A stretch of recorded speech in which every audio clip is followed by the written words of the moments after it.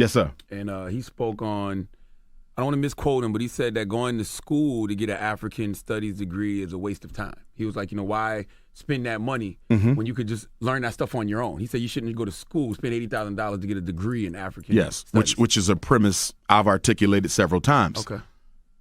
I would largely agree with that because I'm one of the first to say that. And that can be true because when you go to college, hearkening back to my previous comment, I wouldn't send a child to college in 2017 unless they can answer 3 questions or their parents can. Question number 1.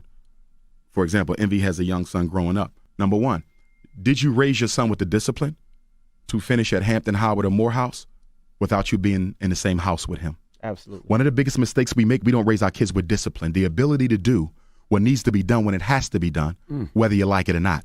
If you didn't raise that child with discipline, why are you investing $30,000 a year in a child you know ain't got the discipline to finish? Absolutely. Second question, is your son majoring in a subject that is economically relevant to the society?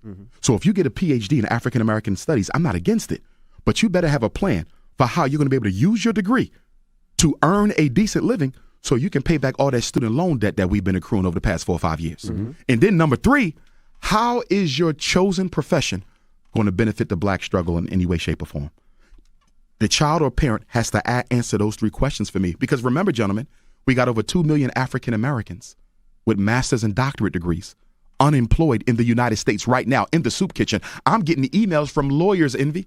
Dr. Johnson, I'm a lawyer and I can't find a job. A lawyer? A black attorney? And black attorneys are small compared to the attorneys of other cultures. But you know what? That's when we as people need to start employing them. Our we own. need to. Absolutely. That's why we need the banks.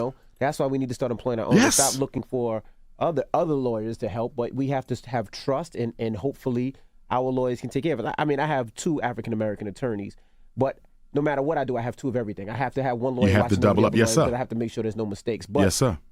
We have to start employing our own. And that's why the bank has to circumvent the church for the most important institution in our community, a black bank. If you notice white communities, the bank comes in, and then before you know it, they got the school, the hospital, the supermarket, the manufacturing industry. The bank is the center of the white community, not the church. In the black community, it's the church. And why do I have an issue with that? It has nothing to do with religion. It's politics.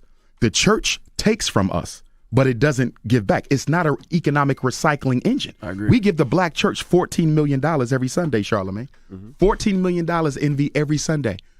If you're giving the black church $14 million nationally every Sunday, how do you explain those schools? Right. How do you explain those jobs? How do you explain those hospitals? That type of money, black America is the richest black nation on earth.